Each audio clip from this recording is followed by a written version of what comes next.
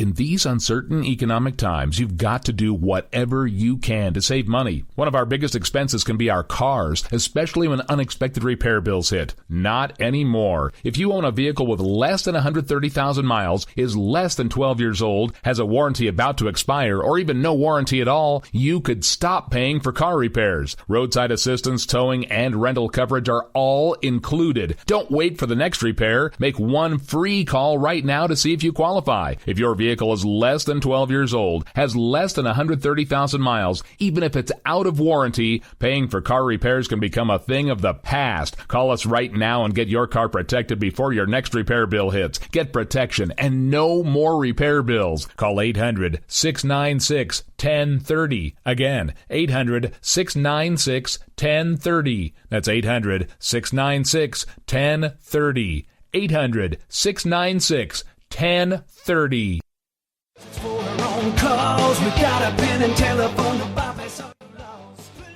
All right, folks, this is Rick Robinson with you. I want to tell you about some friends of mine from a company called Security Enforcement Specialists. When I ran my security agency for 12 years, I worked with one of these partners on a daily basis. He's been involved in this agency now, and with his other partner, they do have over 30 years of experience in the private security industry. If you own a business and you need someone to keep you or your customers or residents safe, then I highly recommend contacting Security Enforcement Specialists today. Give them a call at 405-703-1796. Again, that's 405-703-1796. Again, tell them Rick from K98 Talk sent you. Like I said, if you need the help, they are here for you. So make sure that you go look them up, check them out, and see what they can do. Wrong way. Welcome to the place. Welcome to Joe had huge problems with the IRS. I knew it was coming. I hadn't filed taxes since 1990. All the IRS letters coming in added up to a nightmare. It got up to like $68,000.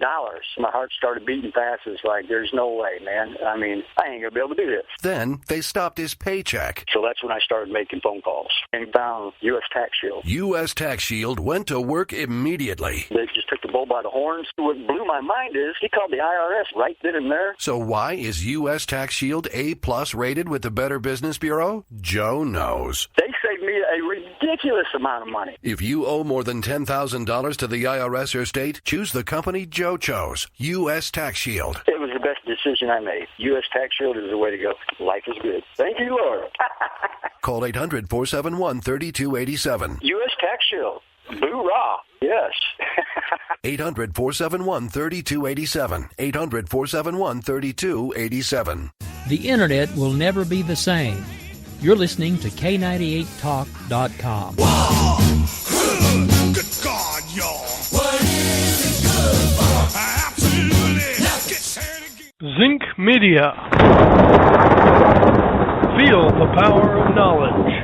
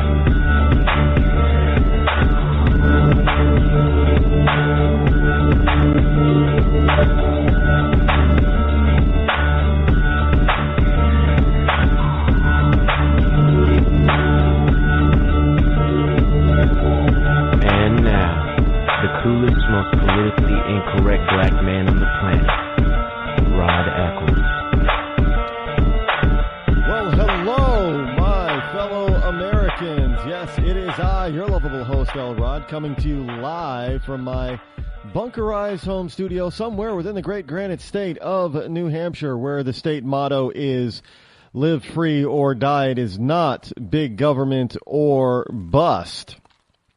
And I did check again today, so I do know that to be the truth. It's well, you know, it is what it is, I guess, here in the Granite State, where I know things are changing all over the place. And I got a story here. First of all, folks, you know, I don't know what's going. Today has been a weird day for technology.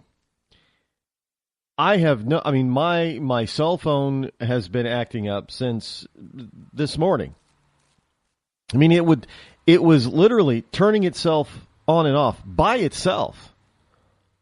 Now, I don't know what that means. I mean, is it the government playing around with the service or my phone, what have you? Or somebody else is hacking into the system? I don't know. All I know is that it was just going bazonkers today. And the service, I was in an area that was not great for service pickup earlier today. But I would look at the phone and at 1 minute I'd have, 1 or 2 bars. The next minute I'd have 4 bars, but I didn't go anywhere. And the system, if you're going to roam, the phone will tell you that you're on a out of your network and you're roaming, and it didn't go into the roam mode.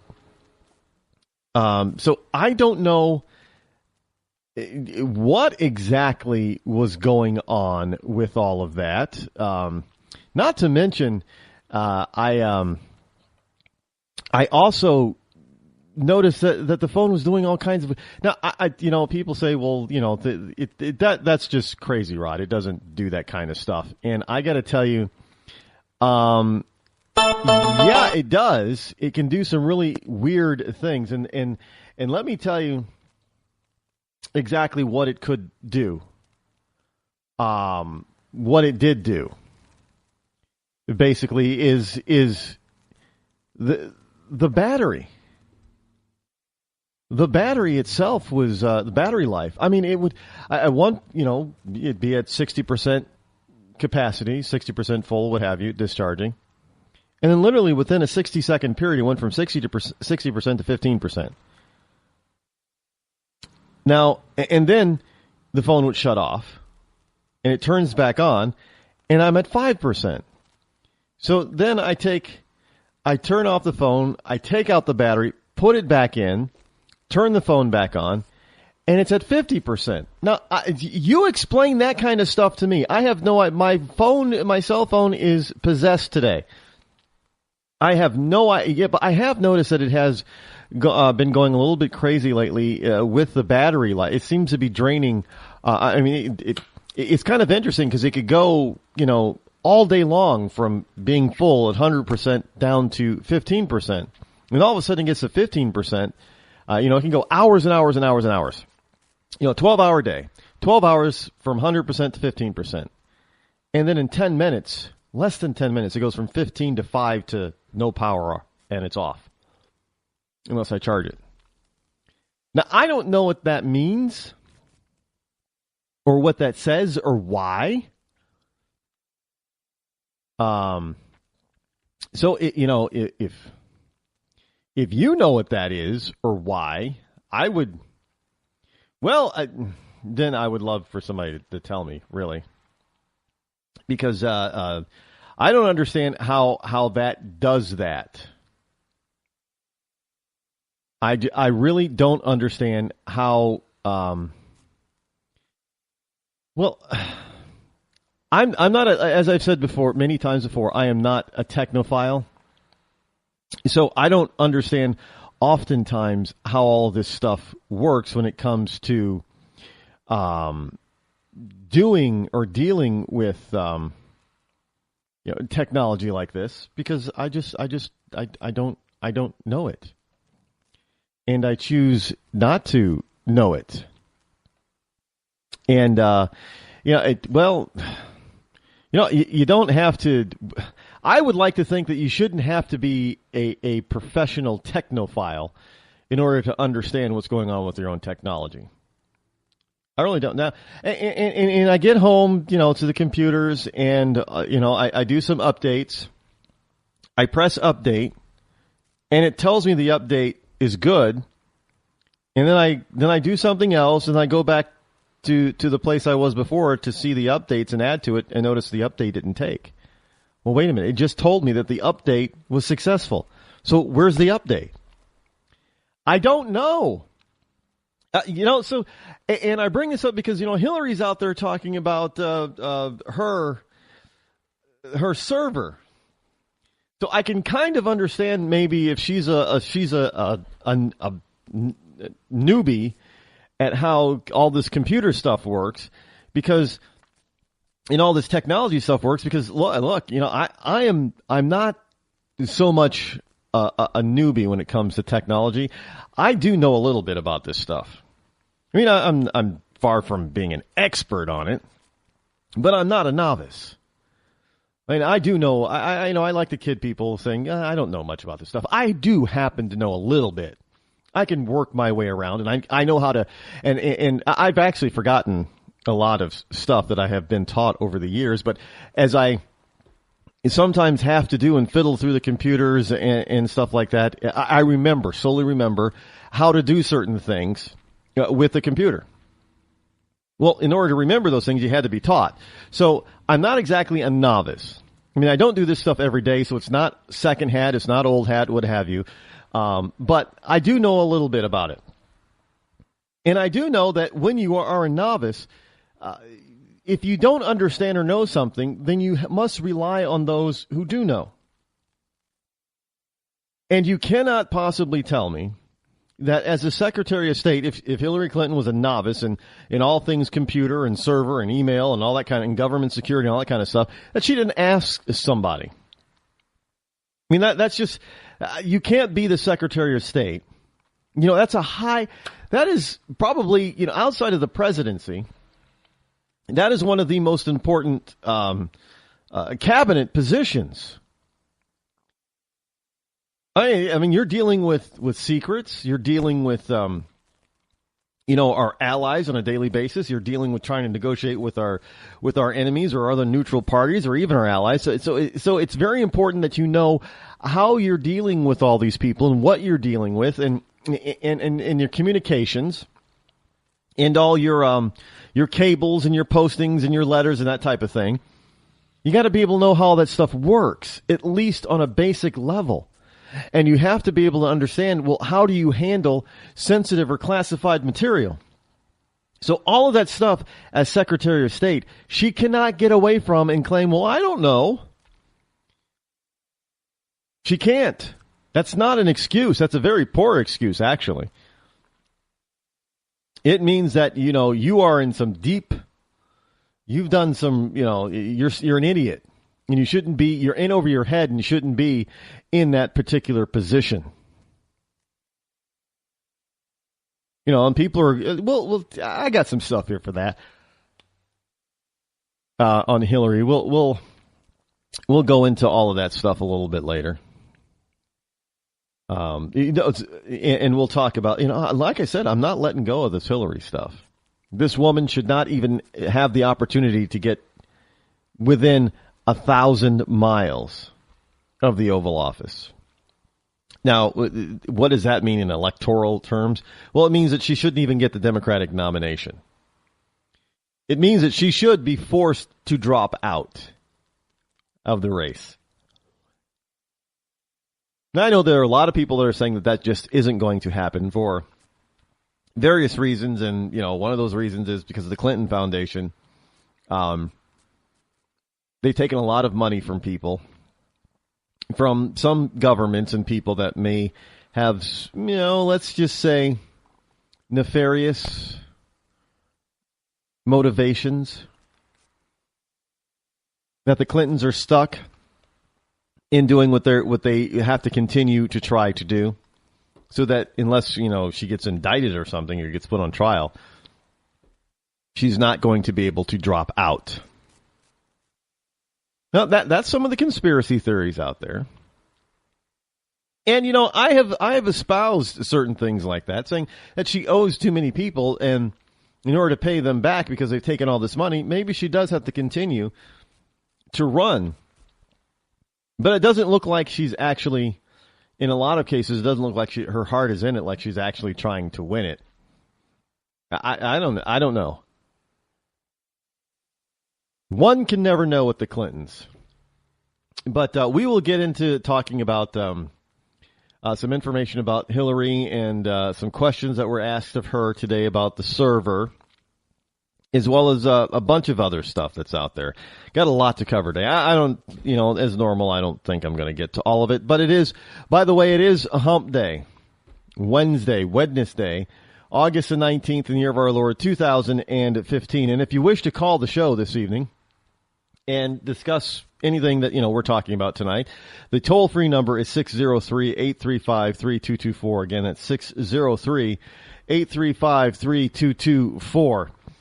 Now, what I wanted to really lead off with tonight, and I'm sorry if I got a little off track with my own personal stupid little ghost in the machine, but I would have thought that it would be. I'm not a conspiracy theorist believer. Trust, you know that.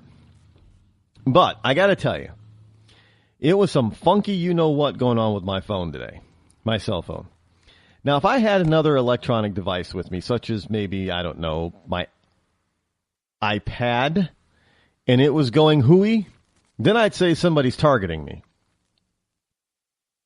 But I didn't have it, so I didn't, nobody else's cell phone seemed to be doing what mine was doing. Now, it could just be that my cell phone is I don't know, 2.5 years old, but that shouldn't, I've had it for 2.5 years now. Well, I guess going on close to 3 years, but it's not like I've dropped it all. It has dropped, but it's not like I beat this thing. I take good care of my electronic equipment. So it's not like this thing should be, totally obsolete because of use. Well, it shouldn't. But maybe that's the case. They have cars used to have built-in obsolescence, automobiles. And it was very difficult for people without major repairs to get a vehicle to really economically go past, the 150,000 mile mark back in the 70s and early 80s. It really was built-in obsolescence. Your car was just, people didn't really, they didn't travel as much as they probably do today, but your car was designed basically, after about 4 or 5 years to just literally fall apart, which then would facilitate the need for you to go out and buy a car as a replacement, most likely a new one. Because if you bought that car new, most likely the replacement was going to be new. And because your car was, at the end of its useful lifespan, engineered lifespan, when you went to trade it in, it was really worthless. So you were going to have to pay close to full price for the new vehicle that you were looking for. It was, if you look back on the 60s and 70s, we had some great cars and we had some great car icons and they're still with us. But I got to tell you, the U.S. automaker, they were brilliant back then. It was one beautiful scam that they had going on. And I know some people are saying, it was no scam, Rod. You're throwing our car makers into the mud and all that. Well, no, the truth is the truth. Back in the 60s and the 70s especially, and in the early 80s when the Japanese cars started to really come up in quality, which forced in the later 80s, forced the American car companies to match it, try to match the quality. They were under the assumption, look, you had car companies like General Motors. They had different nameplates for their vehicle, for all their vehicles, and a lot of times the vehicles were pretty much the same kind of vehicle, but for the different nameplates. But they basically thought and had it planned out that for every stage of your life was it for a particular nameplate. So you would, if you were General Motors, you probably entered the market buying a cheap Chevy. And then when it's time to buy a new car, you kind of upgraded and you got a better Chevy. And then you moved over to, when you got to your 30s and you started making a little bit more money, you moved over to a Buick. And you got into your late 30s and early 40s, you started making a little bit more money, you got into an Oldsmobile. And then when you got into your 50s and your kids were starting to go to school and you really made it, you went and got a Cadillac. You stayed in the GM brand. And if you wanted a sports car or something like that, or performance vehicle, then you probably went over to a Pontiac. But they thought they would get you and keep you with all these nameplates and these different brands, even though, your Chevy and your Buick, in your Oldsmobile, it might be basically the same car on the same platform and the same frame. They just, change the name, change a little bit of the styling, and change the, the wonderful doodads inside the car. That's it. And they thought they had you. And for a while, that system actually, for a good 30, 40, 50 years, that type of planning, corporate planning in the auto industry actually worked. And all three major auto companies in the U.S. basically had that type of planned system. They try to get you in with their entry level. They move you up to the mid, somewhere in the mid level range, whatever they had, and then they get you into the luxury level after you graduated into the luxury level and you made your, you climbed the corporate ladder and that kind of stuff, or you saved your money, or you sent your kids off and you were, going to be empty nesters now. That's how it worked. And then the foreign car companies, especially the Japanese car companies, they came in and upset the apple cart. And for a while there, the American manufacturers resisted it. They didn't like it. They didn't like the fact that the Japanese imports were starting to up the ante as far as quality. They didn't like the fact that German imports like BMW and Mercedes were starting to infiltrate and become more and more popular. And BMW did not used to be considered to be a luxury brand. It didn't. But over the years, they built their quality, they built a system, and now it's, BMW is up there as far as a luxury brand. You can buy BMWs that cost as much as a Mercedes. So, but the American manufacturers, they didn't particularly like that at first, and they resisted that. And they even tried to get Congress, to pass legislation and tariffs and all that kind of stuff to make it more expensive or block certain things, certain kind of cars coming into the country. And that type of system is still in place today, folks. Understand that. Due to our wonderful EPA, which I got some news on the EPA too, but due to, to our wonderful EPA, there are a lot of cars that are sold and driven quite well in Europe that cannot be sold here in the United States. They're not for the North American market. And why is that? Because they do not meet the so-called safety standards or environmental emission standards. And the car manufacturers in Europe, look, this is the same thing with American car manufacturers, especially like Ford, who build cars in Europe with the Ford nameplate for the European market that you will never see here because, again, those cars that are manufactured there do not meet the requirements for being on United States roads. Now, if you were to, this is why when you buy some of these, supercars, you see supercars, super sports cars, like Lamborghini and all that kind of stuff, when they import those cars, they don't go directly from the manufacturer through the importer to a showroom or a dealer. No, they sit out there at the port. And why are they sitting at the port? Well, they have to sit there at the port until somebody can get there. Until it can pass customs. How does it pass customs? Well, in order for it to pass customs, there has to be work done on these vehicles to bring them up, especially, mostly for emission standards. They have to be brought up to U.S. emissions standards. Because most of those vehicles are not built for the American market, so they do not automatically pass the emissions stuff, which is a bunch of crap a lot of times. So there has to be more money that's put into these things, which is, again, one reason why some of these cars are so expensive is because you got to spend another 10, 15, 20 grand sometimes to get these cars up to emissions standards without really trying to affect the whole performance. Let me tell you something. If you buy a car here in the United States that has been altered for the United States market, it will be outperformed by a car that has not been modified to U.S. standards and the U.S. market. Almost every time. But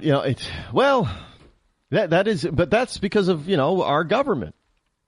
Getting in the way. And to a certain degree, a lot of that stuff, some of that stuff from in the earlier days in the 70s and 80s, was put in place simply because of the lobbying efforts of some U.S. manufacturers who didn't either have the ability at that particular time or didn't want to spend the energy and money and capital to invest into catching up to what the foreigners were doing. They really didn't. And they wanted to make things a little bit more expensive, so their cars would seem more like a bargain. So if you wanted a Mercedes, well, you're going to have to pay a little bit more because there was more tariffs and stuff to bring that car in. And then the foreign manufacturers started to get a little bit smarter. And they started building manufacturing plants in the United States. Well, that kind of upset the market as well, because now there are no tariffs. And with no tariffs, that also means that there is the Americans are being employed. They're being employed to build these things in American plants, even though it's a foreign car. I think the Honda Civic is built here. I think a couple of the Toyota cars are built here. I know BMW has a plant here. I think Hyundai has a plant. One of the Korean thing, Hyundai or something. I think they have a plant here in the United States. I think Mercedes has a plant. So they started building here in order to get past that kind. And to a certain degree, Volkswagen, for instance, the Jetta is Jetta is made in Mexico now. I think the Jetta is made, the American Jetta, because in Europe it's called the Bora. But here in the United States, the Jetta is made in Mexico. And it's made for the North American market, meaning it's made for the U.S. and Canada. But that's why oftentimes you'll go overseas, especially in Europe, and you'll see all these wonderful cars by these European manufacturers with these car name plates that do not appear in the U.S. And now you know why. We'll be back.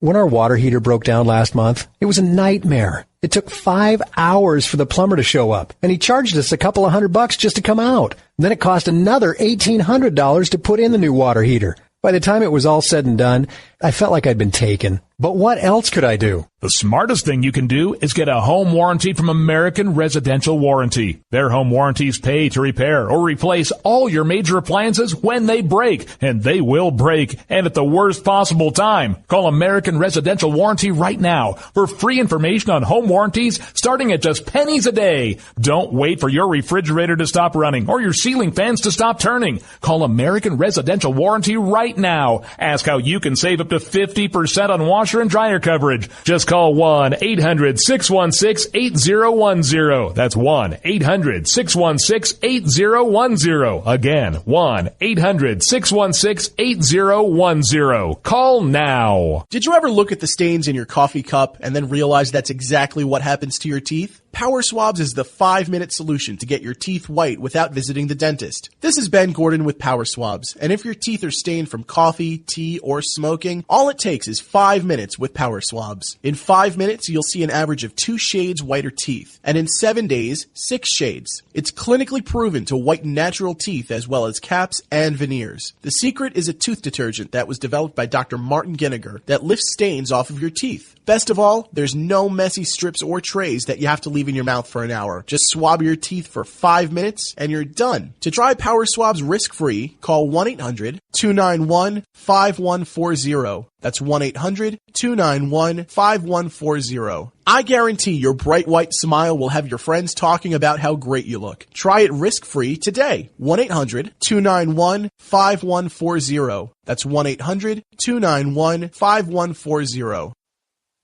Tired of paying outrageous prices for Viagra? Well, we have great news for you. Now you can finally get Viagra at huge discounts. Healthy Man allows you to save up to $500 on Viagra. Why pay U.S. pharmacy prices of $15 per pill or more when you can get Viagra for less than $3 a pill? Call today and get 40 Viagra pills for only $99. This can cost as much as $600 at your local pharmacy. You can't afford not to call us. If you want Viagra at the lowest prices, never pay $15 $15 a pill pharmacy prices again. Get Viagra for less than $3 a pill. Call 800-595-2614 today and save up to $500 and get 40 pills for just $99. Healthy Man is fast, easy, and affordable. Operators are waiting at 595-2614 to take your call now. Call 800-595-2614. That's 800-595-2614. Again, 800-595-2614. I considered suicide so I wouldn't put my family through all the pain. Many of our warriors are returning home from the battlefield, only to face a new war as they struggle with devastating injuries. At Wounded Warrior Project, we understand. We're there to help. Even though you think you're broken, you're not. It's the physical and the emotional healing that Wounded Warrior Project provides. With a gift of just $19 a month, you can join Wounded Warrior Project. You'll help provide critically needed programs and services that rebuild lives. Beautiful. Woo! There you go, buddy. The ongoing needs of our wounded and their families will continue for many years to come. Now is the time to show your support. Call now or go online with your gift of just $19 a month and we'll send you this Wounded Warrior Project blanket. It made me feel that there's people out there that care about us. After this event, we can finally maybe start to heal as a family and move forward. We need your help. The families are hurting. For many of our wounded heroes, the greatest casualty is being forgotten. That's why your gift of just $19 a month is so important. Please call or go online right now.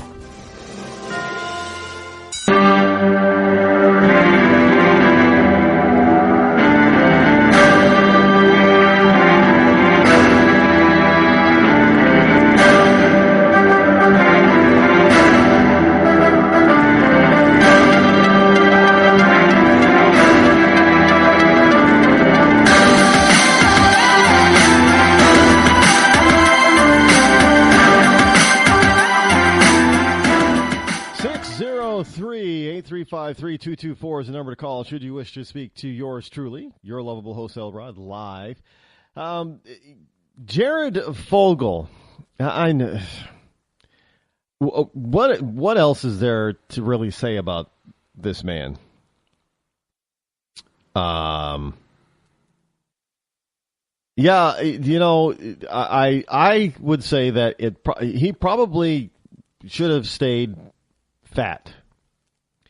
Because he probably wouldn't be in this kind of trouble if he had stayed fat, if he didn't start eating at Subway and lose all that weight. Now, again, here's a guy who, because of his lax morals, has just thrown away. He had it made. Well, how long has he been? Was it like 15 or 16 years? He's been a spokesperson for Subway, making millions of dollars being their spokesperson. And of course, you know, he had other products and services as the years went on, and he wrote a book or two, right, that did okay. And so he was comfortable. Him and his family were comfortable. But because of his lax morals and his own personal depravity that he couldn't, for whatever reason, keep in check, the guy went out there and did stuff that is just thankfully still taboo in this country. He went and tried to prey on underage kids for his sexual gratification. Now, I know for some people, when I say this, they're going to say, "What? Are you nuts, Rod?" But let me say it anyway.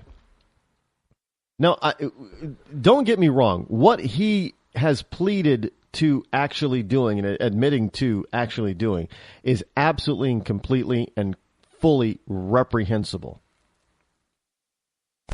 However, I got to say, in this sick and twisted world, there's sort of a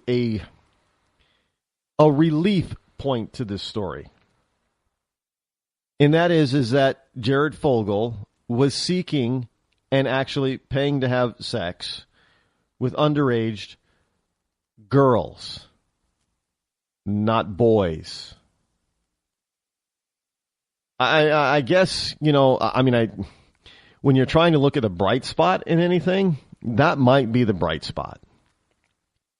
But I got to tell you, he's admitted that he's admitting that he's, he's had the child pornography pictures, whatever, in possession of child pornography. And I understand that, the girl, read someplace at some point that girls were as, here's the girls as young as 14 and 15 on the IJreview.com.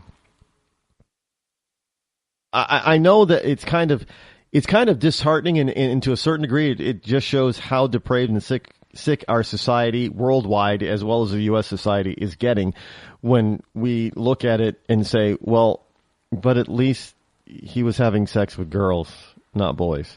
When you have to look at that kind of lowest denominator, you have to understand that your society's morals have really sunk to a new low. We should be just completely outraged that this guy did this, period. We shouldn't be in some sort of small, minute way be thankful that he wasn't doing it to boys. But look, how many times have we seen a story about a woman or another guy doing that to underage boys? We just got a story. I just heard something today on Sean Hannity that speaks to this. In Afghanistan, what do they call them? T-boys or something like that? These are in these Muslim countries, by the way, ruled by Islam. Underage boys is from 8 to 18 are held in sexual slavery and bondage. And that's not all right or okay. And it isn't for, obviously it's not for the women of those countries, because women don't, they're also sex slaves too. They're not allowed to do anything. So hell no would they be able to do what American teachers have done to teenage boys here. But these are men doing this to boys.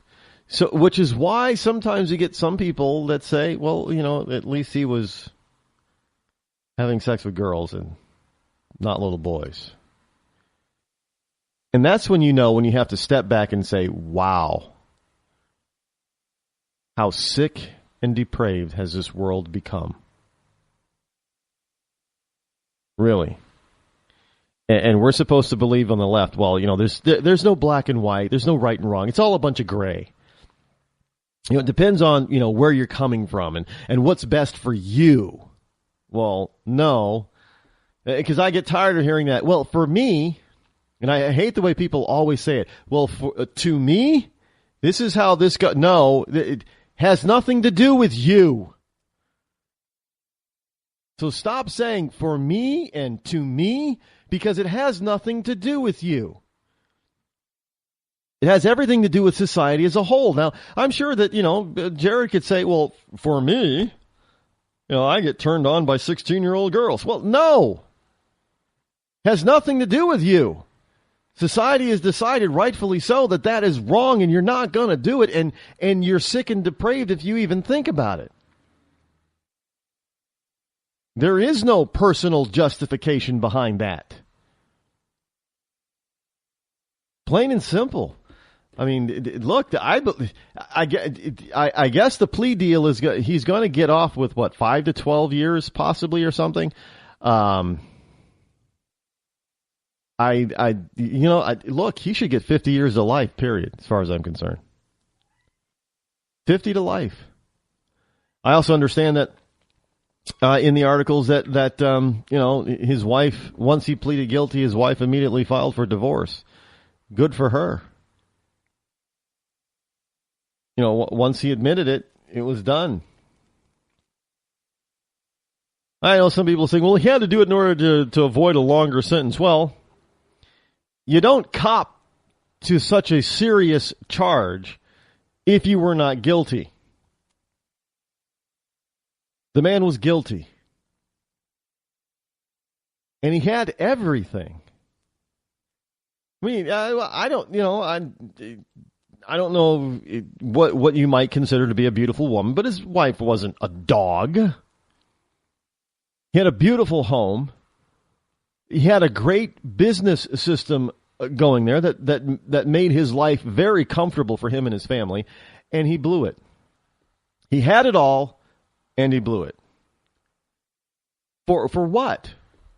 For some depraved sexual gratification. For something that was constantly fleeting. Not to mention illegal. And rightfully so. And immoral. And rightfully so. I don't know why why do people do that? That's always fascinated me, why people do certain things. Now, I fully understand, well, if you think a law is baseless or it's against God's laws or what have you, and freedom and liberty, and you go against that, I fully understand that. But when you do something like this, which throughout the eternity of man, in the history of man, has always been viewed as being, in most societies, as being depraved, demented, and just plain wrong. Now, I know that there are certain societies at certain points in history that thought that, the ancient Greeks, thought it was okay to teach boys about sex and having a male sexual lover and teacher, all that kind of, yeah. They didn't last very long, by the way. And whenever societies have delved or dove into such depravity, their societies soon collapsed. Look at ancient Rome. Ancient Rome didn't go on the rise by being hedonistic and having orgies and stuff like that. But once they started doing that kind of stuff, we could see, historically speaking, the decline of Rome. I mean, there are a number of different factors for the decline and eventual defeat and destruction of Rome. But look at the parallel.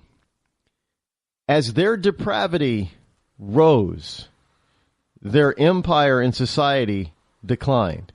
Look at here in the United States. As our depravity rises, our society as a whole is on the decline.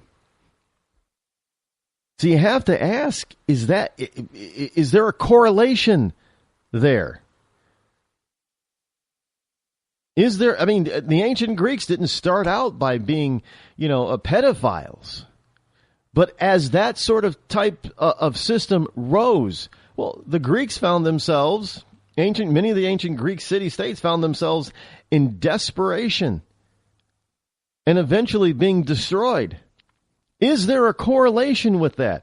I think there is. I think there is a direct correlation with what is considered to be societal norms and what is considered to be, societal mores. And when you have a decline in those societal mores, I think you're going to have a decline in your society as a whole. And I think, historically speaking, I'm backed up by historical fact. Over and over and over again. And that depravity can come from the leadership, whether it be a king, queen, emperor, potentate, what have you, all the way down to the lowest denominator of the pauper. Whenever you get a society who has depravity on the rise, their society as a whole is going to be on the decline. And if they do not reverse their depraved state of mind, their society will ultimately be destroyed. Plain and simple. And maybe, with what is going on now, maybe America is trying to get a handle and a grasp on our mores, because they have just dipped so far into the basement. It's not even in a basement; it's in a sub-level somewhere right now. It really is. But I know that there is a rise of some, and we've seen surveys about this, how the younger generation, certain members of Generation X and the younger generation, their morals are a little bit, how shall we put it, a little bit stiffer than their parents. In other words, they're kind of reverting a little bit, Not enough in my book, but they're kind of reverting a little bit back to, in certain areas of moral practice in one's own personal and societal life, they're kind of reverting a little bit back to the good old days. Any twist or turn back to the good old days is a good sign, because it means that people are recognizing we can't stay on this current path. We just can't. And as far as I'm concerned, good commercials. He probably helped a lot of people lose a lot of weight, and he helped build the Subway brand and all that kind of stuff. But the man did something so reprehensible that he needs to go to jail for the rest of his life, as far as I'm concerned. Plain and simple. Put him away. That's it. Forget about him. He's done. Done. I know, you're thinking, well, Rod, we're going to have to pay for him in prison. Well, there are certain things that we can afford to do. And to take dangerous people like that off the streets for good, I think that's a good investment in America. Really is. Plain, it really, it is. I don't know what else to say about that. Hey, politicos out there. I know some of you are politicos. I'm not talking about the website Politico. I'm just saying you're following politics closely. And a lot of people are following politics now because of who? Donald Trump. Donald Trump has got a lot. We saw normally what you probably get during a debate like the last debate is probably, in the neighborhood, less than 10 million viewers. Well, by the time when it was all said and done, Fox had a viewership of a little over 25 million and a total listener viewership combination of probably around 35 million people. That's unheard of. And you got Donald Trump, who's still very strongly in the lead as far as the polls are concerned on the Republican GOP nomination side. And you're starting to see the rise of other people who are speaking more candidly and forcefully, like Dr. Carson. His numbers are continually on the rise. So the American people are finding Donald to be intriguing, that they're following him, and people that weren't interested. We've always said we need to find somebody who wasn't boring and stiff, like Al Gore and Mitt Romney, they were just kind of boring and stiff. Nobody really, they couldn't pay attention to them. They'd fall asleep if they were listening to them give a speech. But Donald has ignited something. So people like Obama, for the Republicans, I guess you could say, Donald is the Republicans' Obama. Now remember when Obama started to pick up steam and pass Hillary in the polls in 2008, people started that never really paid attention before or didn't pay attention in a long time on the Democratic side, all of a sudden started to pay attention. And then they participated. Well, this is the same thing that's happening on the Republican side. And I got to tell you, the Democrats and the liberals and the lamestream media are scared to death of the Donald, because he's doing exactly what Obama did back in 2008. But unfortunately, the Donald is not a Democrat. And they know that if the Donald can muster and hang in there long enough, even if he doesn't eventually get the nomination, but if he can stay relevant and in the forefront throughout the entire process until November of 2016 or even October of 2016, he is going to keep the interest of so many people, and they're going to come out and they're going to vote. And that's not good for the lamestream media or the Democrats. Just saying. And you got to understand that, Donald is reaching across racial lines and racial barriers too. And everybody thinks, oh, Donald's just for, only, rich white people are liking Donald. That's not true.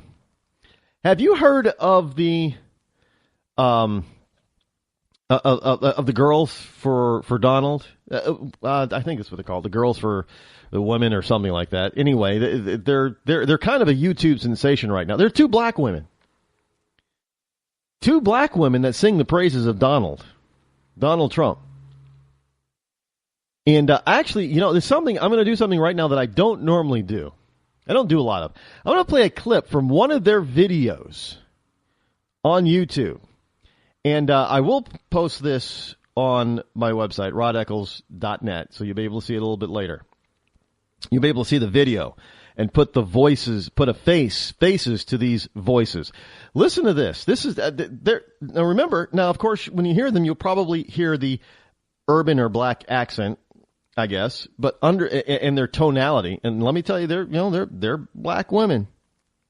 And these two are definitely black women. They're fully behind the Donald.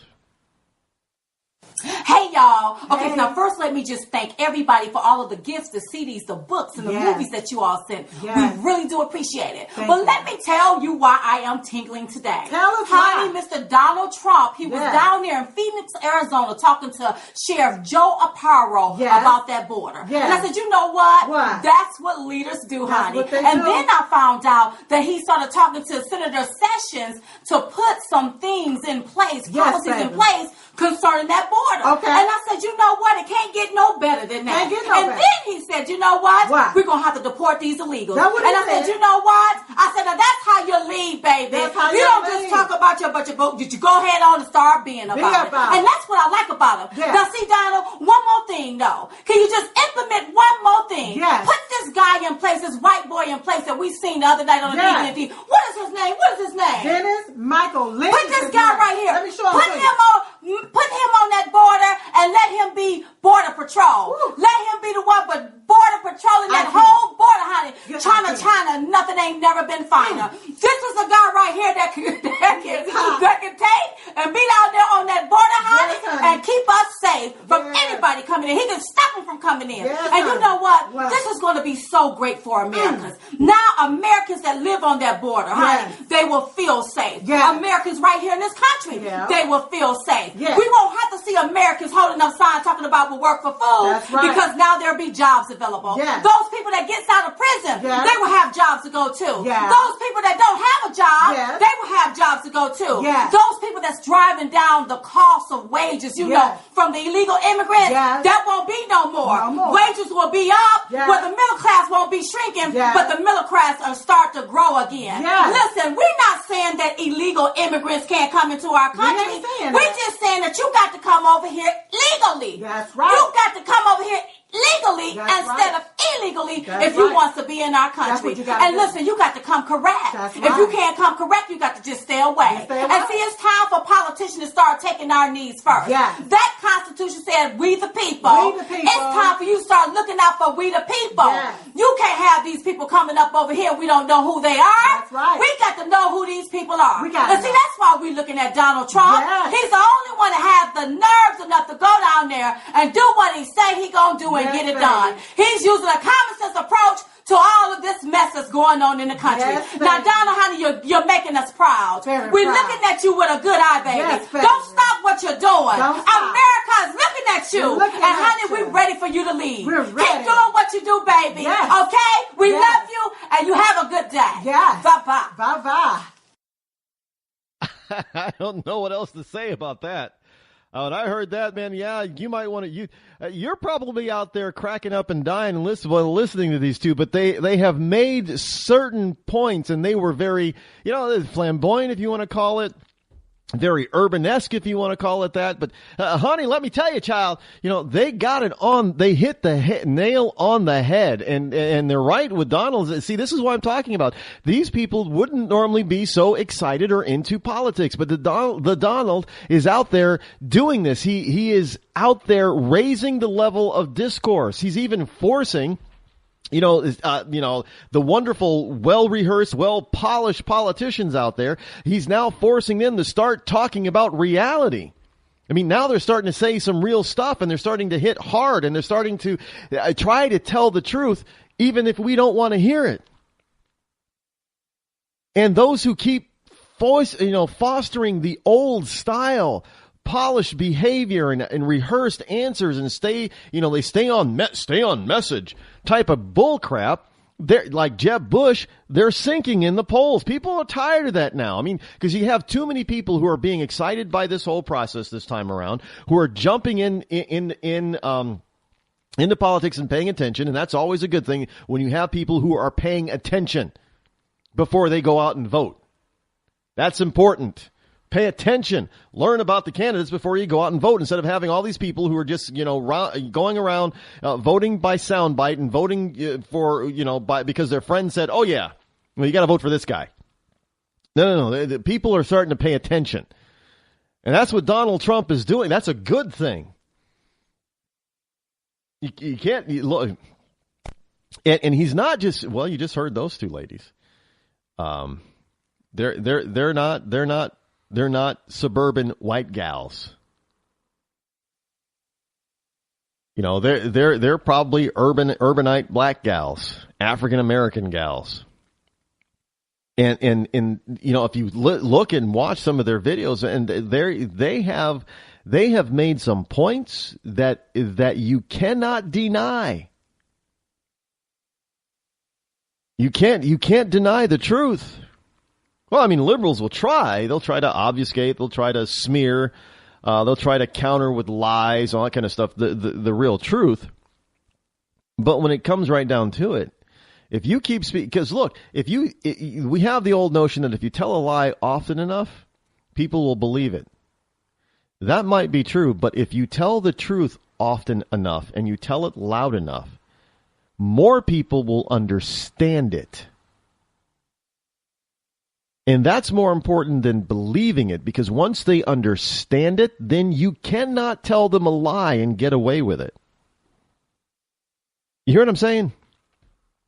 When you tell people the truth, and you tell it to them often enough and loud enough so they finally understand the truth, they cannot be convinced with a lie anymore. You cannot obfuscate the truth with a lie once somebody knows the truth and they understand that truth. No lie can stand. You know, if you're gonna get a little religious, you know, Satan can't stand the truth. He loves misconceptions and lies. Oh yeah, he loves that all day long. Because it's easy to manipulate somebody. You can only manipulate a lie. I know this whole notion, well, you can manipulate the truth. No, you can't manipulate the truth because the truth is the truth. You can manipulate a lie. But once people understand the truth, oh, you can't manipulate them with a lie any longer. And I think Donald is out there, and he's starting to get people to understand what the truth is.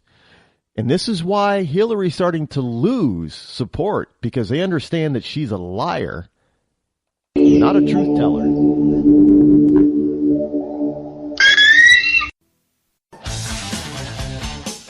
The leader in talk radio on the internet, right here on K98Talk.com.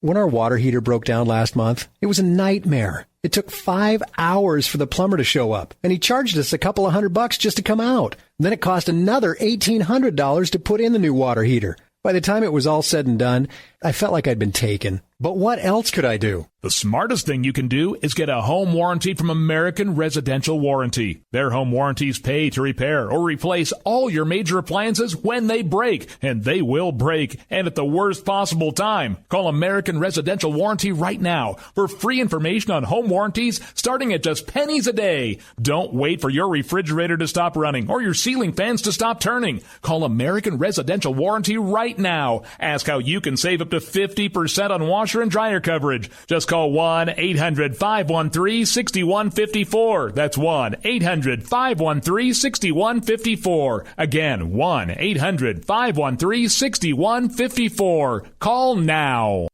Tired of paying outrageous prices for Viagra? Well, we have great news for you. Now you can finally get Viagra at huge discounts. Healthy Man allows you to save up to $500 on Viagra. Why pay U.S. pharmacy prices of $15 per pill or more when you can get Viagra for less than $3 a pill? Call today and get 40 Viagra pills for only $99. This can cost as much as $600 at your local pharmacy. You can't afford not to call us. If you want Viagra at the lowest prices, never pay $15 a pill pharmacy prices again. Get Viagra for less than $3 a pill. Call 1-800-516-7602 today and save up to $500 and get 40 pills for just $99. Healthy Man is fast, easy, and affordable. Operators are waiting at 1-800-516-7602 to take your call right now. Call 1-800-516-7602. That's 1-800-516-7602. Again, 1-800-516-7602.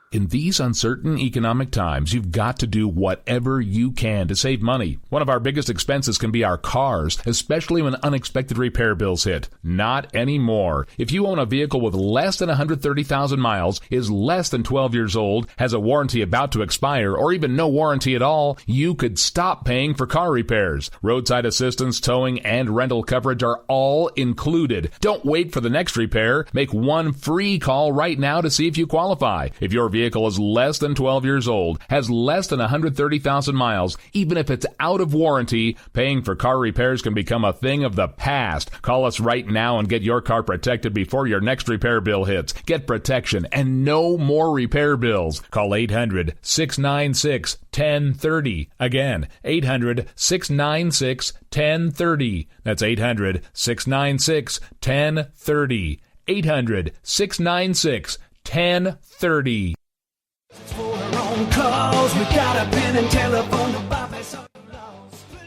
All right, folks, this is Rick Robinson with you. I want to tell you about some friends of mine from a company called Security Enforcement Specialists.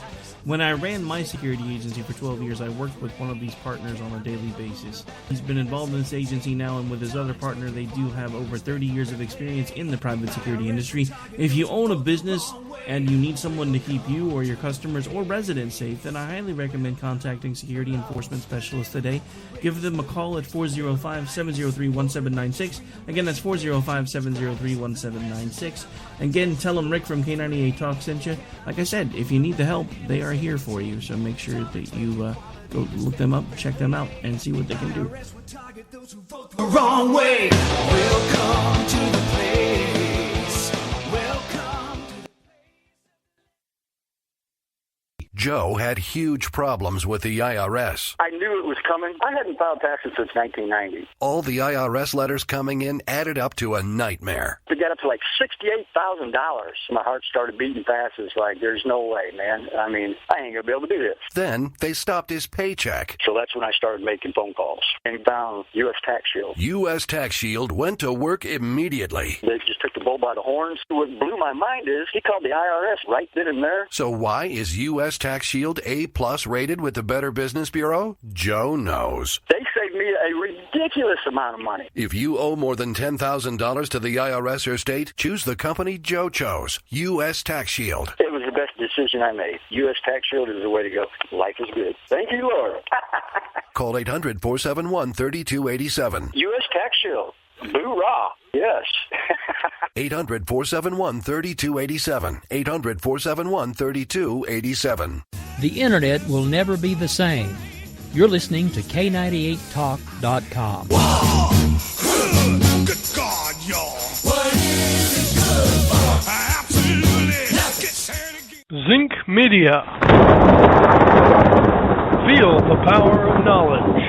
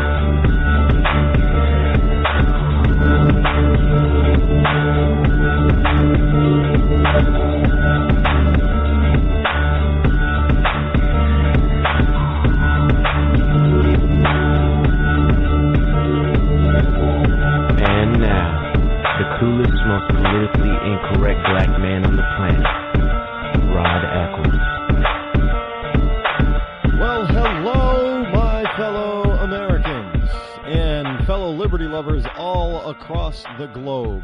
It is I, your lovable host, El Rod, coming to you live from my bunkerized home studio somewhere within the great granite state of New Hampshire, where the state motto is still live free or die. It is not big government or bust. It is Hump Day, Wednesday,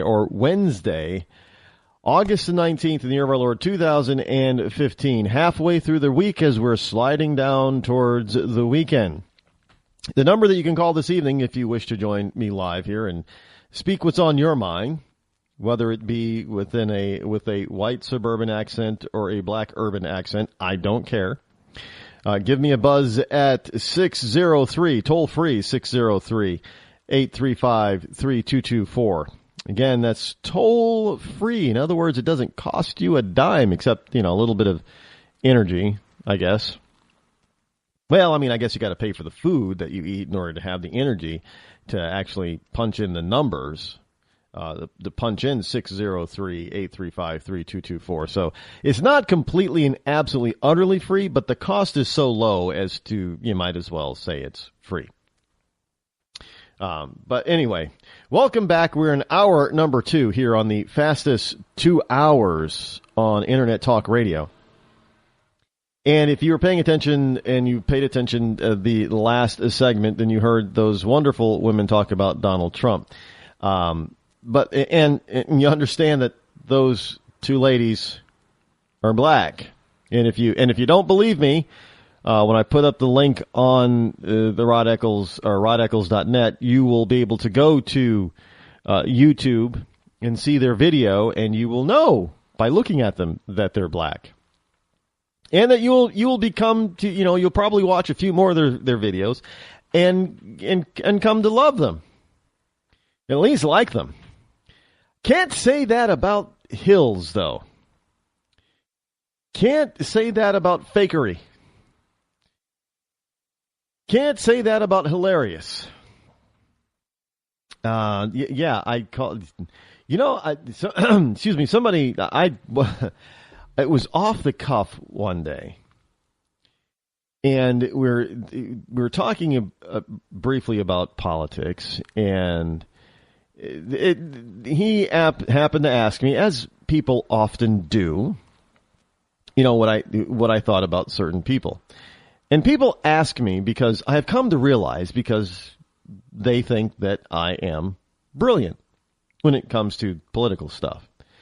Now, I'm not going to argue with them on that fact, but I don't really equate it to being brilliant. It's just me having the ability to look at things in a commonsensical, logical manner. And I guess when you use common sense and you use logic, that is what is equated as being brilliant. Einstein was brilliant. I don't equate myself as being brilliant. I just consider myself to be one who just uses common sense. But I often get asked, well, who do you support, Rod? Or what do you think about this person or this person or this person? Or what do you think about, this particular, issue or situation? Daily I get asked about it. And it's flattering. And I'm more than happy to, if they're asking what my opinion is, I am more than happy to give it once they ask. I'm not just blurting it out. It's not like they're not, I'm getting in people's faces without them wanting to know this stuff. I don't lead them to ask me. They just come out and ask me. And so I'm more than happy to answer them. And we were just talking about different candidates and different stuff. And then he says, well, what do you think about Mrs. Clinton? And I just, that's what he said. Well, what do you think about Mrs. Clinton? And I said, you mean Hilarious? And it was just off the cuff for me. And he started cracking up. And I got to tell you, to be frank, at first, I didn't realize this is something that, oftentimes I come up with this stuff and I don't even realize I come up with it. But for a second, literally a hot New York second, I didn't realize that I said Hilarious out loud. Because I've always thought of her as that way, as being rather hilarious. But I didn't realize at first that I actually said what I was thinking out loud. And he cracked up about it. So I kind of, every once in a while, I'll let it slip and I'll call her Hilarious. Because, that's her nickname. Everybody, that's my nickname for Hillary Clinton, Hilarious. Sometimes she's just not funny. I mean, she's a dangerous woman, actually. And that danger is not very funny, but you can look at it being hilarious as being funny or dangerous. I mean, she's just, and we're expected to believe what she says. And that's kind of hilarious, actually. Miss Hillary, hey, girl, we know you're lying. You might as well fess up now because we know you're lying. So, but because of that, that is kind of hilarious that she would continue to perpetrate herself as being an open-minded, a very open style government type of person. Very transparent.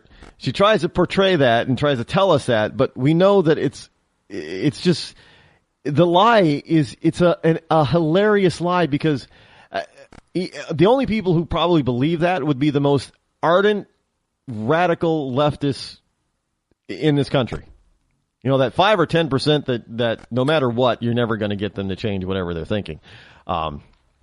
Even if the evidence was 100%, unequivocal, and there was no possible way to deny it and defend it, and she was going to jail for 100 years because that's what she did, you would still have that 10% radical that would say, but she's awesome, man. We support her. We don't care. So that 10% is always going to be lost. But for the vast majority of the rest of that 90%, there are very few of them that believe Hillary's lies, but she's out there still talking about it as if we're supposed to believe it. And it gets to the point where it's just funny, where you have to laugh. So that's why I call her hilarious. But anyway, she was in New Hampshire a few days ago, and she was debating the BLM. I did. It's a good thing they put that L in there. Black Lives Matter, BLM. Because if you get rid of lives, blacks matter, I guess you could say. That's a BM. And, well, yeah, that's hilarious too. We're not going there. But, so I will never say BLM like that because it's just too close to BM. And we know what BM is. Well, yeah, it's to get rid of the crap, right? Exactly. So I know that's not what they're meaning or saying, but the connotation is there. I'm going to look at it this way. If you can't use the legitimate non-racial word niggardly because it sounds too close to the bad N-word, then I'm not going to use the acronym BLM because it sounds too close to the acronym BM. There. So what's good for the goose is good for the gander. I almost said hilarious again. Now I'm on well, I guess that's just the way she's going to have to be from now on. It's hilarious debates, Black Lives Matter here in New Hampshire a few days ago. The headline here from the Examiner is I will only talk to white people. Now, you African Americans out there who are Democratic supporters, you better be paying attention to this.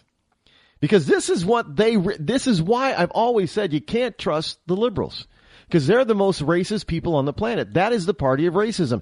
And you people on the left, you're always saying, well, no, Rod, you're the Uncle Tom, you're a sellout, blah, blah. And let me tell you something. It's the people on the left that if you give them enough room, if you give them enough rope, they will strangle themselves by spitting and spit out the truth of how they really feel about you and I. And this is the point. Now, she had a combative run-in with Black Lives Matter activists after a campaign event here in New Hampshire a couple of days ago. The activists had previously tried to storm, I love how they put that, storm and disrupt the event, but were barred by Clinton's staff and led to an overflow room to watch the speech. Now, after the event, Hilaria spoke with the activists for about 15 minutes. I'm surprised she actually gave them 15 minutes, during which the Democratic frontrunner, although that is debatable, there are many places or many polls that now have Bernie Sanders as the frontrunner, who Black Lives Matter have already disrupted. Democratic frontrunner's first attempt to stress common ground with the activists by pledging her support to the movement. I support your movement. But when the activists seemed dissatisfied. Now, this is the good part about this, because they weren't actually buying the BS for a change.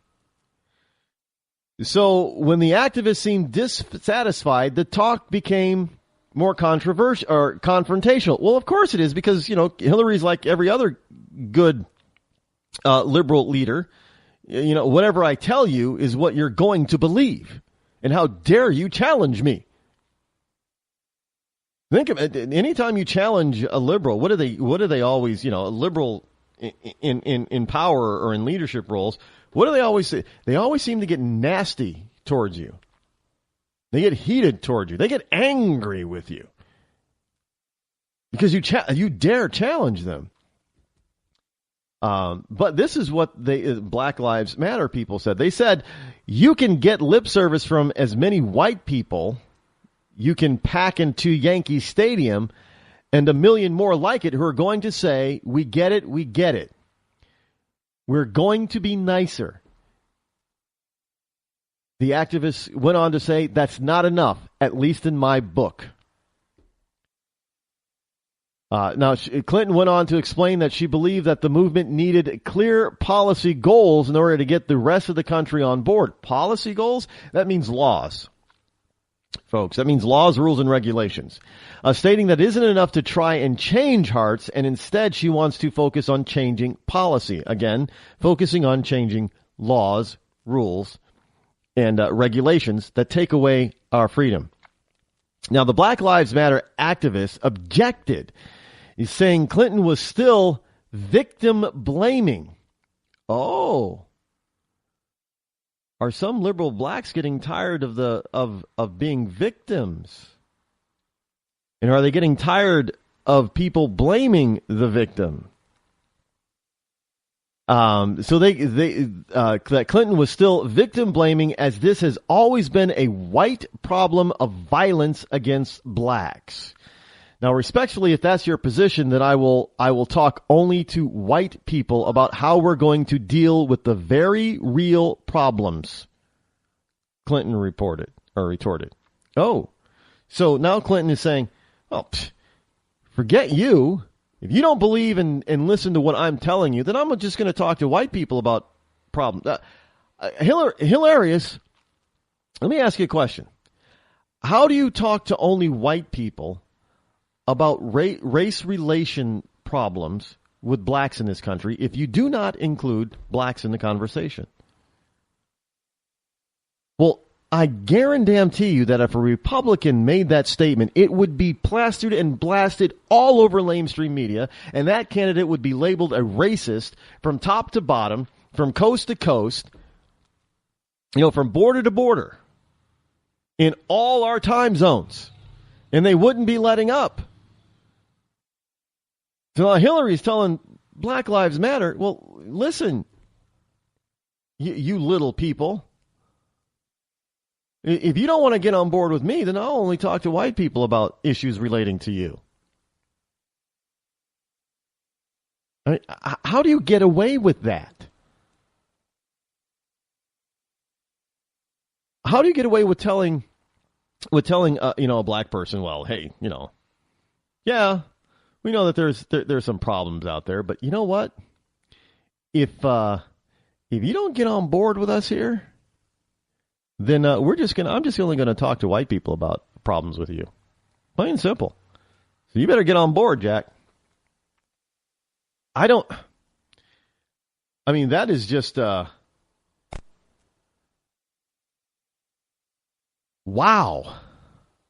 I mean, that almost makes me speechless. And that's pretty incredible when I almost don't have anything to say about it. Well, of course, almost is not the same as not.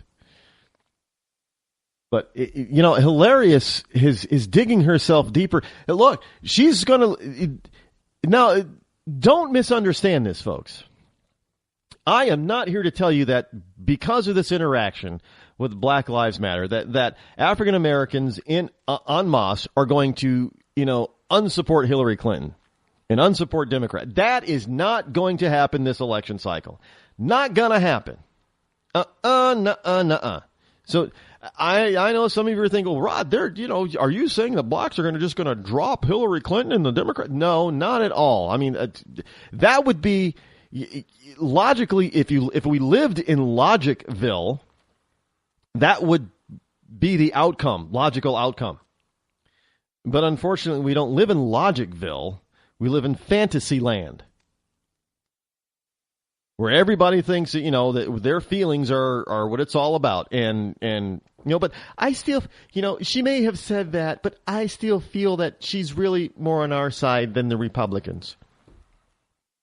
Really? So you're going to ignore all the facts that statement that you just said is not true.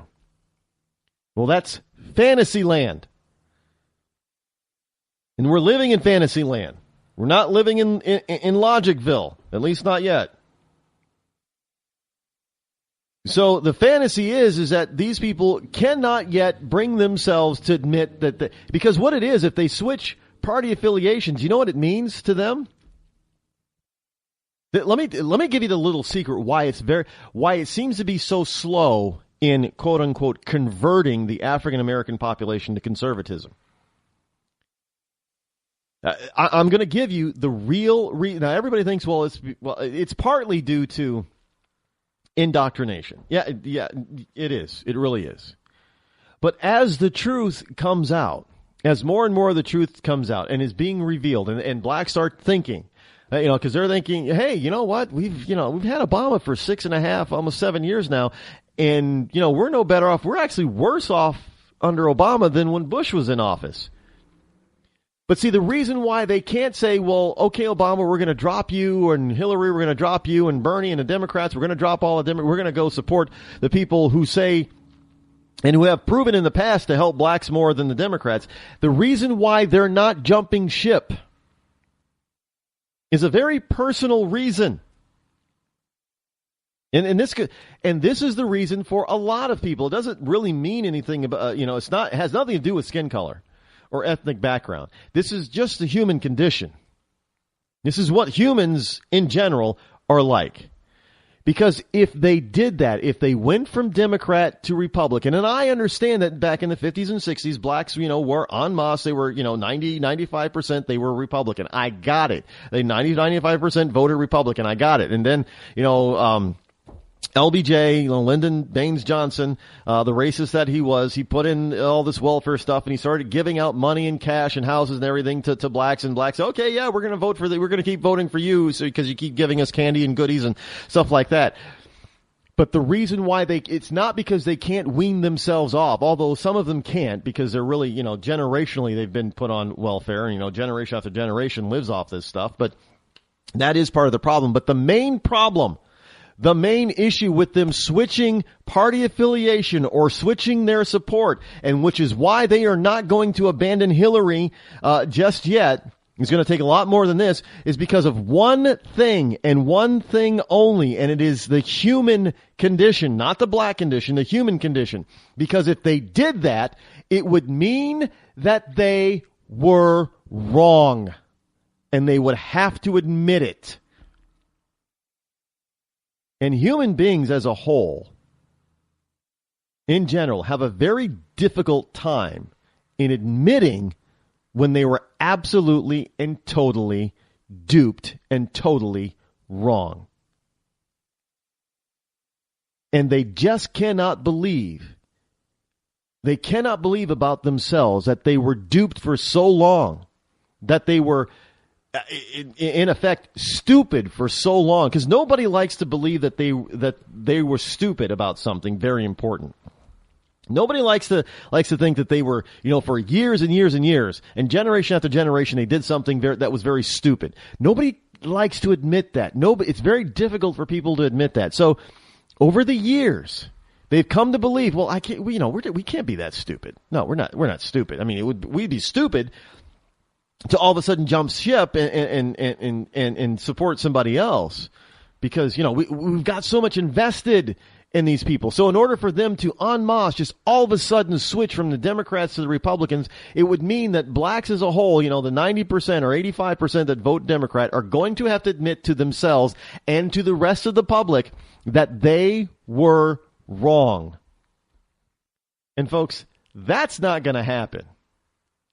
Not in mass in a great exodus. It's going to happen slowly over time. Slowly over time, we're just going to have to keep the message, keep telling the truth, and slowly over time, you're going to see a trickle of more and more African Americans going over to the party that they used, of their forefathers, to the Republican side, to the conservative side. It's going to happen slowly but surely. It's going to be a trickle. It's going to be a trickle for a long period of time, but I do not believe you're going to see in our lifetime, at least in my lifetime, this huge, sudden shift to the right from the left, because they're also going to, if they did that, they also are saying that their so-called black civic leaders, people like Jesse Jackson, Al Sharpton, and others who aren't as radical as those two are, they're going to have to admit that they were wrong. And if the general population of African Americans are having a hard time admitting they were wrong, what do you think about these race pimps?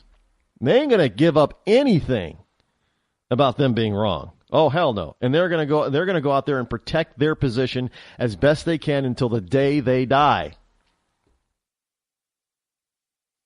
They are not going to give up, they're not going to admit that they were wrong. Because admitting that they were wrong actually would mean that they were actually race pimping and race baiting all this time and making lots of money off of it. And they can't admit that. And for blacks to go over to the Republican side means that they're admitting that Jesse Jackson and Al Sharpton and others like them are race baiters and race pimps, and they've been wrong for so long giving them money. And that they've been wrong for so long supporting people like Hillary and LBJ and Bill Clinton and Barack Obama. That's a hard pill to swallow, folks. And I don't care if you're black, white, Latino, purple, brown, yellow, doesn't matter. Human beings just don't like to admit it when they're wrong. Plain and simple.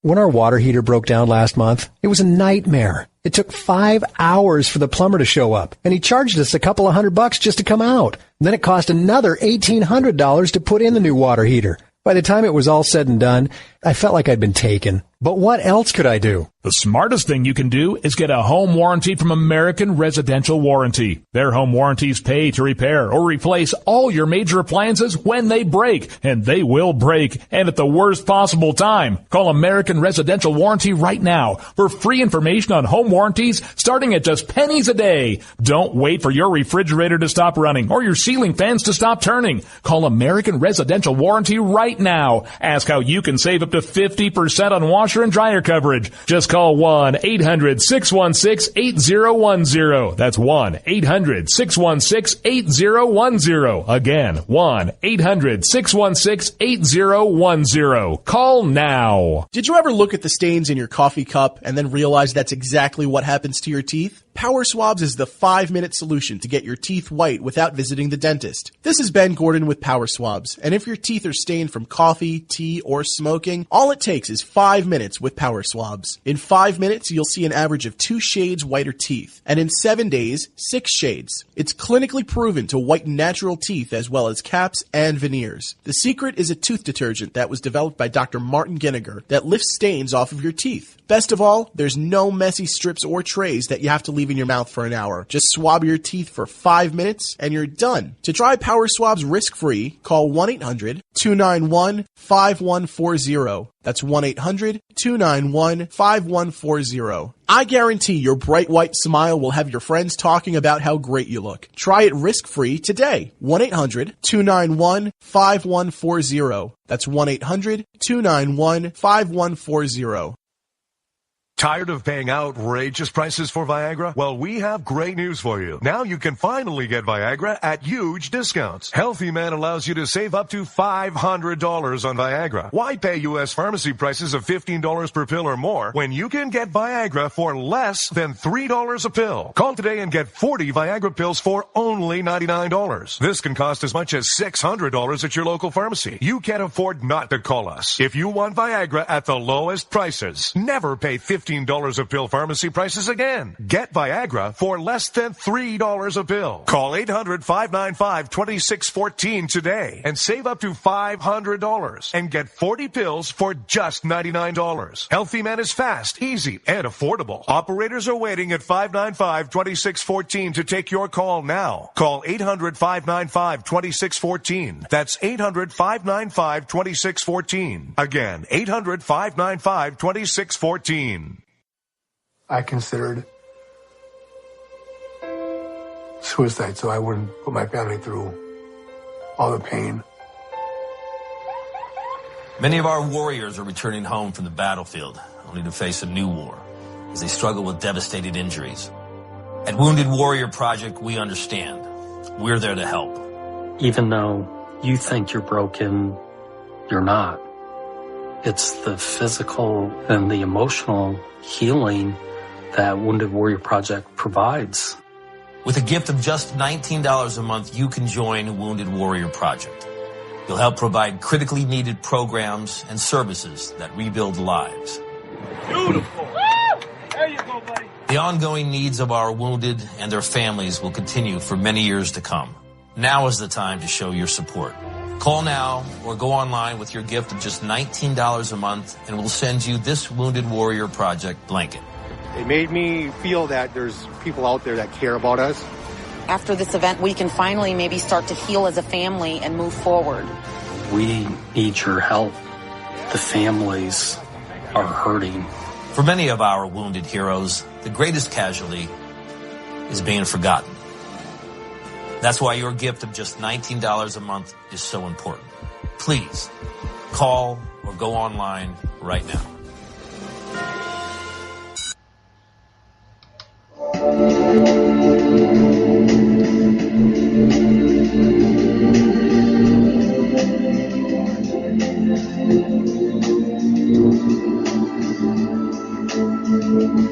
Rod Eccles.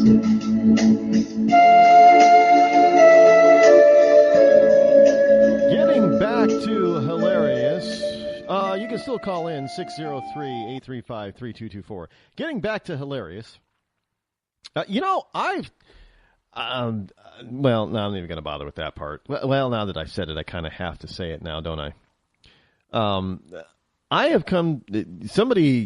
People ask me, well, why don't people call in? And I say, well, when people have something to say, that they will call in. But I happen to think that the reason why a lot of people resist calling the number, one is because, especially if they're liberal, they're afraid of me. They're intimidated by me because I'm just going to use historical fact, logic, and common sense on them, and it'll destroy whatever argument they have. The other thing is that they like listening to me. You don't want to interrupt my flow. I get it. But I'm just giving you permission to interrupt my flow by calling. Anytime during the live broadcast, 7 p.m. to 9 p.m., Monday through Friday. So pick up the phone and dial if you should like. I'm serious. Just give me a call if you like. I do like to interact. I've done it before. I've interacted with people before. As far away as Britain and Israel and Australia. I've even had conversations with people who have had very thick accents. I could barely understand them. Feel and I have had plenty of conversations with bona fide liberals. In fact, I've given bona fide liberals entire segment time. The entire 30-minute segment. So don't think I'm going to cut you short, because I won't. I'm not that kind of talk show host. I'm not that mean. Well, I guess maybe I am, because it probably is kind of mean to keep you on when I've already destroyed your argument. But, well, I don't think it's mean. I just think it's getting I'm trying to convert you so you can become, an ecclesiastian. Basically. The State Department is saying that former Hillary Clinton, Secretary of State Hillary Clinton aides Cheryl Mills and Huma Abedin have their BlackBerries have likely been destroyed or sold off as surplus. This is cover up. Look, you know, John Kerry is the current Secretary of State, obviously. Well, there are probably some people out there who do not know that. But if you don't know, now you know. John Kerry is the current Secretary of State. Now, John Kerry could do a lot to expedite this process of finding out what the hell happened under the Clinton regime of the State Department. But he's not giving a hand either, really. At least not yet.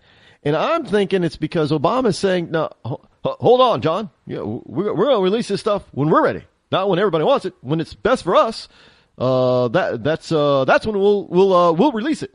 But not until then. So we're not getting we're not getting a lot of help from Kerry's people or Kerry himself. In fact, he's helping them destroy evidence. You know, there's no other way to put it. It's destruction of evidence, plain and simple. I don't know how else you classify it, but the Secretary of State's Information Technology Office believes that Miss Mills and Miss Abedin were each issued, believes? You mean they don't know well, of course they were issued a BlackBerry. They know exactly what they were issued. The government keeps track of this stuff. They know what every person has of import has. But he believes that Miss Mills and Miss Abedin were each issued BlackBerry devices. Now, State Executive Secretary Joseph McManus wrote in a declaration submitted to a federal court in Washington, the office referred to as SESIRM in agency parlance has not located any such device at the department, and standard procedure upon return of such devices is to perform a factory reset, which removes any user settings or configurations, and then to reissue the device to another employee to destroy it, instead of giving it to another employee, or to access it. Access it means to sell it. You know, well, how do you sell that stuff? Well, you know, look, you send it over to the General Services Administration, which handles all that kind of stuff. You know, they sell off all kinds of. If you want to buy used government equipment from, I don't know, from a desk all the way up to a vehicle of just about any kind, then you contact the GSA, the General Services Administration, and they will be able to tell you when, you know, the next auction or sale closest to you will be taking place. I don't know. Does the GS? You know, I haven't even looked. Now that I think about it, I'm wondering if the GSA has an eBay account. I think that they probably should. That would be awesome. They should have people in the. Hey, if you want to go into being in the government, then you could always go ahead and try to create a position within the government. I think it would be kind of cool if somebody, you know, from the outside, like say me, were to run their auction house on eBay. You can make the government a lot of money. You'd probably end up making more money running an auction system such as eBay for the government than if they were to than their current system of because you open up the market instead of having it limited. Well, I mean, I understand the large items such as, you know, it might be a little bit more difficult to deliver or pick up such items as a car or a truck. But you would open the market up to a larger potential client base, if you will, customer base. And if you get a bunch of people who can then bid on stuff, well, obviously, you know, if they can bid on it, we know what happens to that, right? When you get bidding frenzies, you know, the price usually goes up. So in that case, the government would be able to make a little bit more off of, and it would just every little bit, without taxing the people, every little bit of income that the government can utilize without taxing the citizens of this country, the better. Just saying, because we're taxed enough as it is, and being taxed like we are taxed has got to stop. But anyway. So their BlackBerries were either given to another employee, at which point, if they have the serial numbers of those, they know which employee has the device that these two women could have had or did have. They know who has it. But if they were destroyed, they know that too. If they were sold or accessed, they know that too. Yeah, you can't get away with, well, we don't really know. Yeah, you do know. You may not be able, if the BlackBerry is not in the hands of a current State Department employee, then you may not be able to trace who eventually ends up with it. I get that. And if they did an actual factory reset, then there really, it could be, and so BlackBerry is, Crackberry as it used to be known was very good on its security protocols. So when you did stuff like that, when you erased stuff or you used their servers, it was very difficult to get in through a back door. It was very secure. So this is why some people used BlackBerries, because of their security protocol.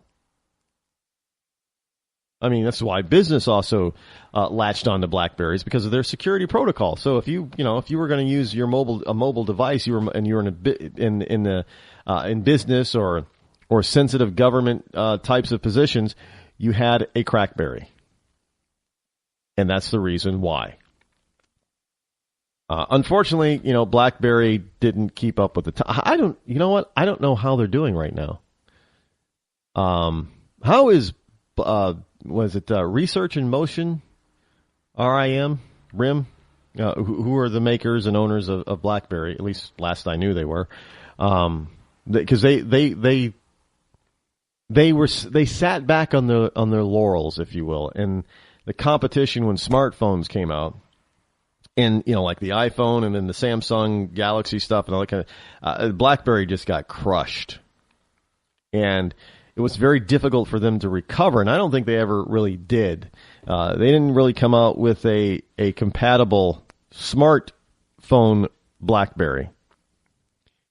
But maybe that has changed by now. I don't keep up with that kind of stuff. Hey, I have a Samsung Galaxy 2. That's, nearly 3 years old. So what do I know about current technology? What are we on what iteration now? Are we on 5 or 6 for the Galaxy? Is it S6 or S5? I don't know. Well, yeah, there's the Galaxy. No, and what are we? Are we currently on iPhone 5 or are we currently on iPhone 6? I'm not an Apple fan, by the way, so I don't know. So I don't keep track of what Apple is doing. But if you probably, you people, see, this is where I'm not a technophile. I know there are people out there. I know the big guy, Rush Limbaugh, is huge on Apple products, and he reads tech blogs all the time. And I don't, because I'm not really all that interested. I probably should be more interested in that kind of stuff, but I'm not. But anyway, so yeah, their BlackBerries have been destroyed. Again, giving cover, at least for now, to Hillary. Giving cover to Hillary. Well, that is giving cover to Hillary. You can't really say it any other way.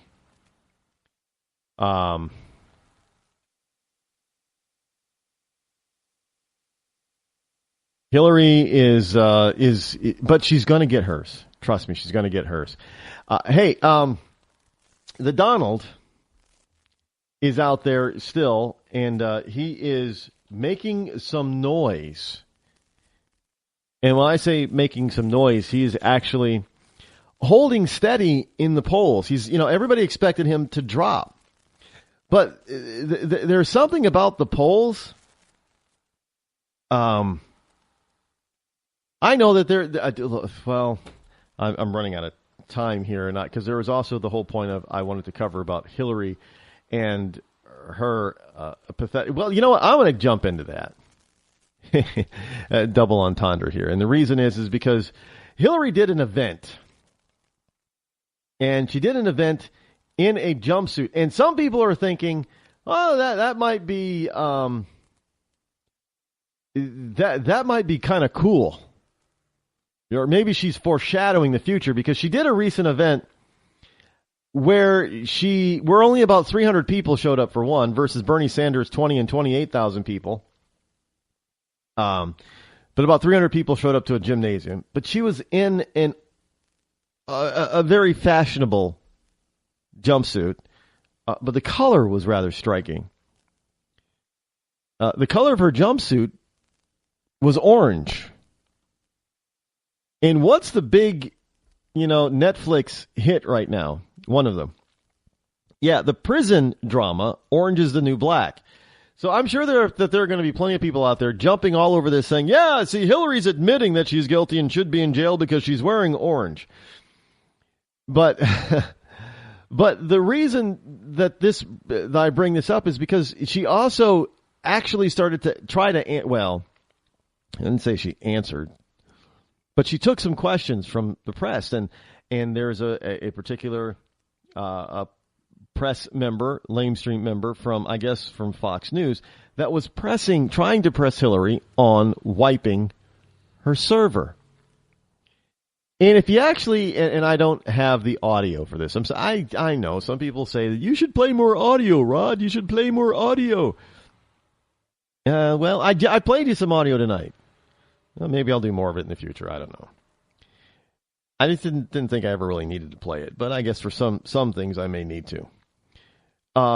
But she was trying not to answer the question, and he kept asking the question about wiping the server, and she didn't give. Look, all he had to do was ask, "Did you attempt to try to wipe your server, Mrs. Clinton?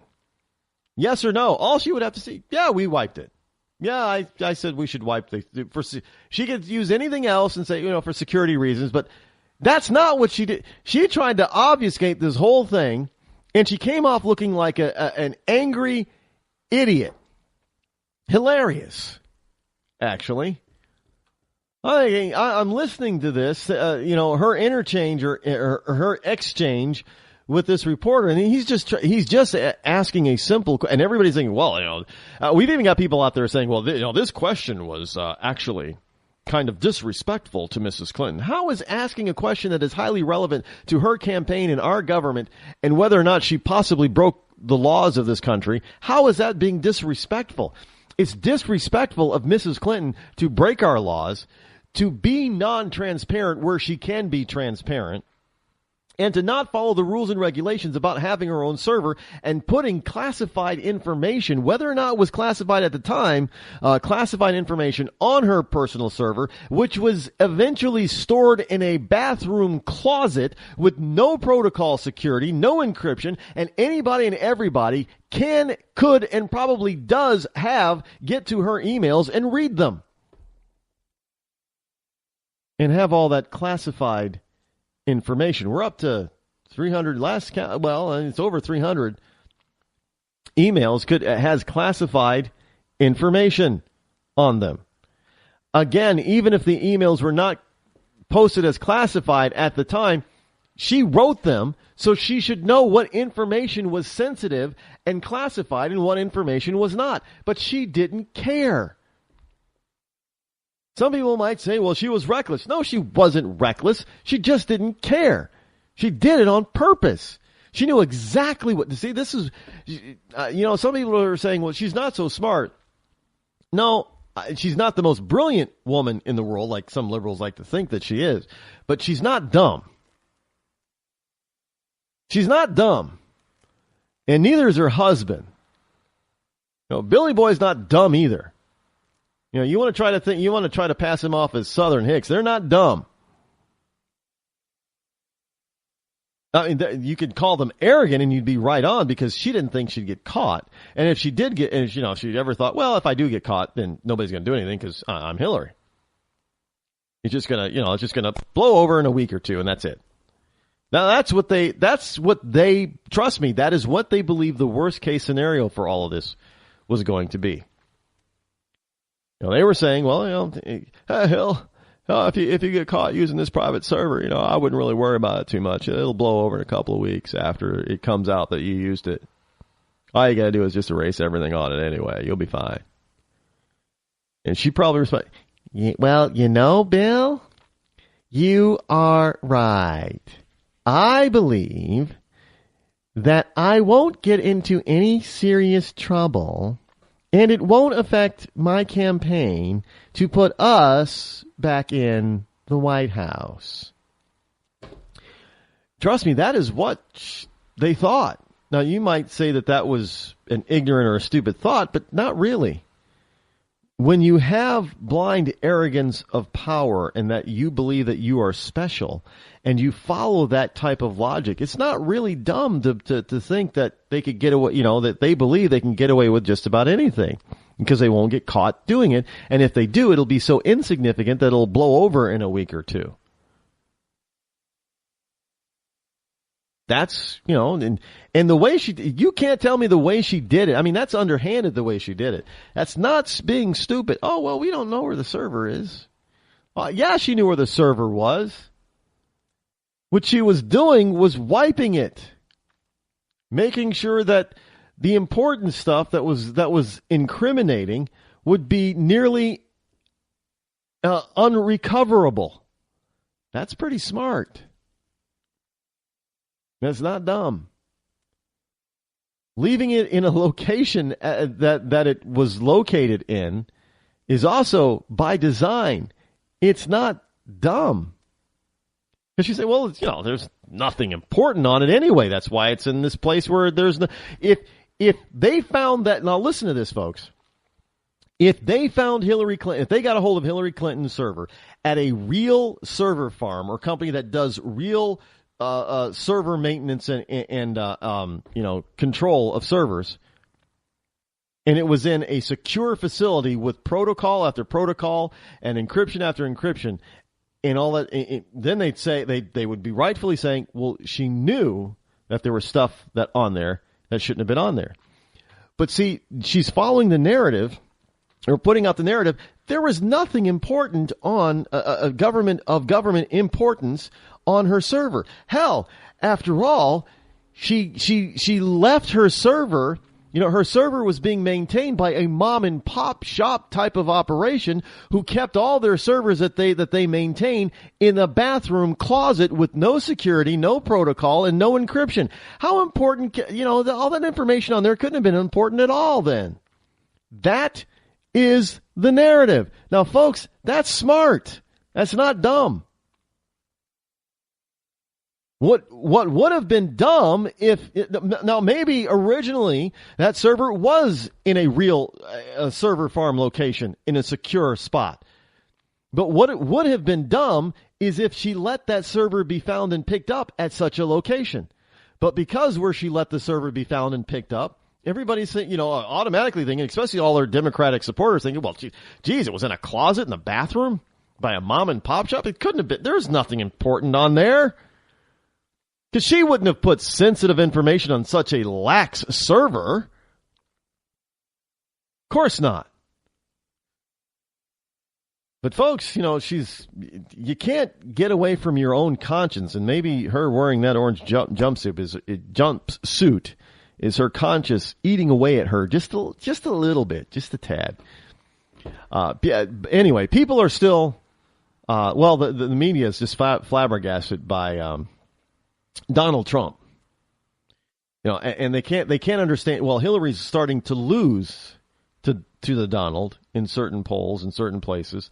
So if the election were held, Donald is, either within a margin of error or he's beating her. And now the left is about to flip out on this one.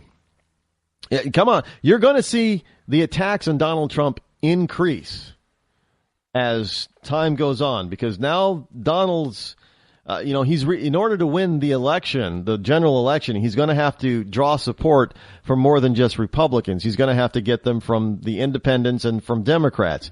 And if he's starting to rise in the polls nationally against a one-on-one contest with Hillary, and Hillary would end up losing a general election to Donald Trump, understand that these people realize that Donald Trump is gaining in support in what he's saying and doing and how he's maintaining his campaign, and they are about to flip out on him.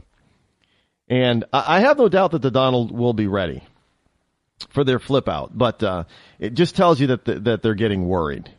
There are a number of different things that are telling us that they're getting worried, and they have a right to be worried, because Hilarious is now damaged goods. She really is. Anyway, we will be back tomorrow because we're out of time for tonight. Until then, I'm Rod Eccles. This has been the Rod Eccles Show. Have a wonderful evening. I'm out.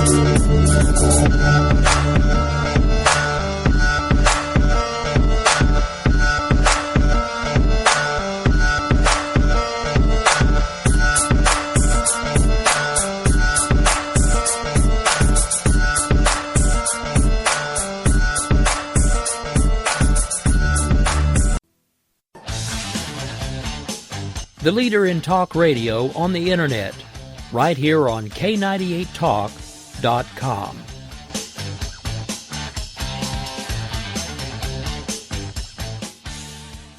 When our water heater broke down last month, it was a nightmare. It took 5 hours for the plumber to show up, and he charged us a couple of $100 just to come out. Then it cost another $1,800 to put in the new water heater. By the time it was all said and done, I felt like I'd been taken. But what else could I do? The smartest thing you can do is get a home warranty from American Residential Warranty. Their home warranties pay to repair or replace all your major appliances when they break, and they will break, and at the worst possible time. Call American Residential Warranty right now for free information on home warranties starting at just pennies a day. Don't wait for your refrigerator to stop running or your ceiling fans to stop turning. Call American Residential Warranty right now. Ask how you can save up to 50% on washer and dryer coverage. Just call 1-800-513-6154. That's 1-800-513-6154. Again, 1-800-513-6154. Call now. Tired of paying outrageous prices for Viagra? Well, we have great news for you. Now you can finally get Viagra at huge discounts. Healthy Man allows you to save up to $500 on Viagra. Why pay U.S. pharmacy prices of $15 per pill or more when you can get Viagra for less than $3 a pill? Call today and get 40 Viagra pills for only $99. This can cost as much as $600 at your local pharmacy. You can't afford not to call us. If you want Viagra at the lowest prices, never pay $15 a pill pharmacy prices again. Get Viagra for less than $3 a pill. Call 1-800-516-7602 today and save up to $500 and get 40 pills for just $99. Healthy Man is fast, easy, and affordable. Operators are waiting at 1-800-516-7602 to take your call right now. Call 1-800-516-7602. That's 1-800-516-7602. Again, 1-800-516-7602.